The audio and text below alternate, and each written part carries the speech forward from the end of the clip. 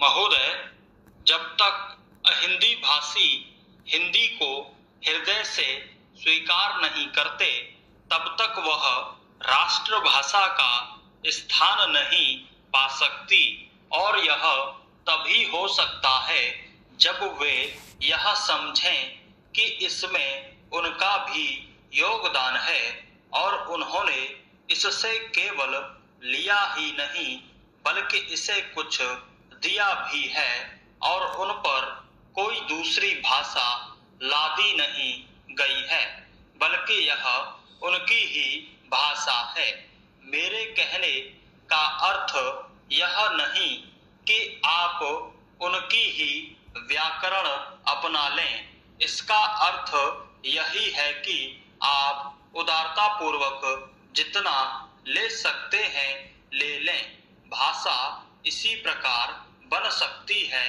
यह भी आवश्यक नहीं है कि उसको स्वीकार करने पर आप वही लिखना आरंभ कर दें, परंतु जो वे लिखें उसको आप गलत न समझें।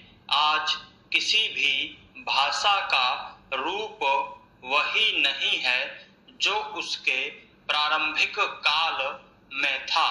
उसमें परिवर्तन होता रहता है। हिंदी के इतिहास में भी आपको यही बात मिलेगी।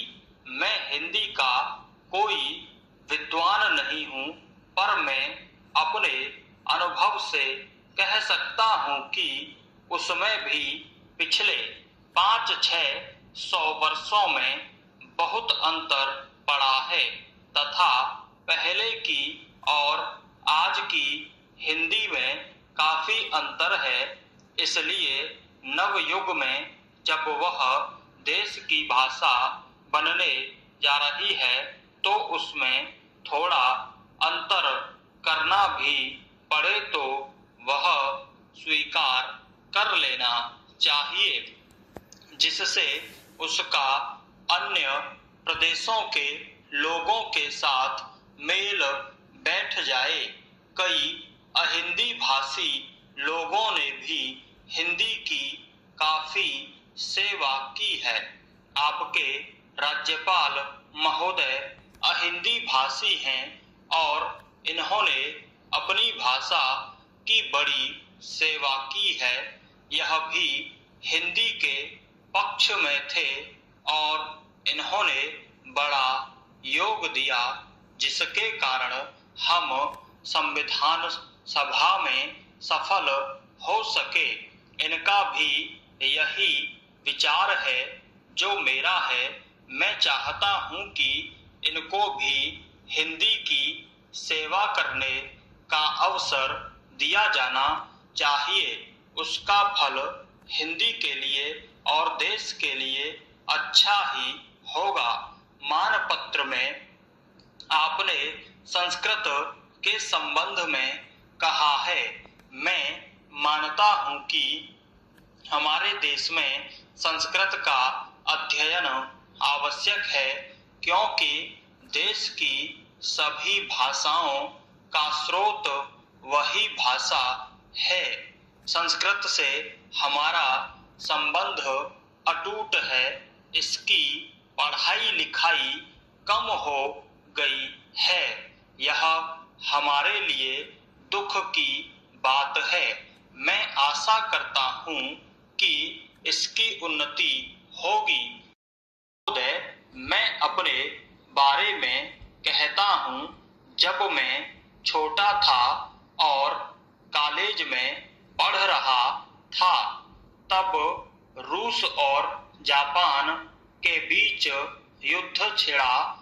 उस समय समाचार पत्रों में जापान के संबंध में बहुत सी बातें छपा करती थीं।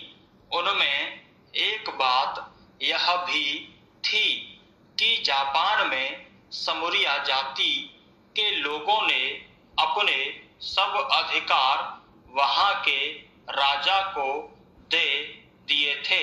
उसके बाद जापान बड़ी उन्नति कर सका। हम लोग यह पढ़कर आश्चर्य और सराहना करते थे, उससे बढ़कर हमारे यहाँ के लोगों ने स्वराज्य स्थापित होने के बाद 1-2 वर्ष में एक उदाहरण उपस्थित करके दिखाया। हम भी अपने हजारों वर्षों के इतिहास को नहीं भूलेंगे, जो रियासतें अलग अलग स्थापित हो गई थीं और एक प्रकार से भारत कई टुकड़ों में बटा हुआ था। वे सब टुकड़े एक हो गए। आज ब्रिटिश भारत और देसी रियासतें मिलकर एक हो गई हैं। पैराचेंज। उसके बाद हमारे सामने यह प्रश्न आया कि भारत के लोग केवल स्वराज्य से ही सुखी नहीं हो सकते, उनको किसी न किसी प्रकार सुखी बनाना है। इस संबंध में सरकार ने अपनी ओर से प्रायः सभी राज्यों में जमींदारी और जागीरदारी उन्मूलन के कानून उपस्थित किए और वे कानून पास हुए। प्रसन्नता की बात तो यह है कि बहुत से स्थानों में कानून उन लोगों की स्वीकृति से तथा उन लोगों की सलाह से पास किए जिनकी जमींदारी और जागीरदारी समाप्त हो जानी थी। यह भी देश प्रेम का उदाहरण है। उन लोगों ने अपनी संपत्ति का त्याग इसलिए किया कि उससे सारे देश को लाभ पहुंचे। वह काम भी लगभग पूरा हो गया और पूरा होता जा रहा है। हमारे सामने मार्ग प्रशस्त है और अब हमें इस पर चलने की शक्ति चाहिए। हम में परस्पर कभी कभी इस प्रकार की संकुचित धार्मिक अथवा सामाजिक भावना देखने में आती है, जिसके कारण कभी कभी लड़ाई झगड़े हो जाते हैं। हम इस चीज को भी दूर करने का प्रयत्न कर रहे हैं।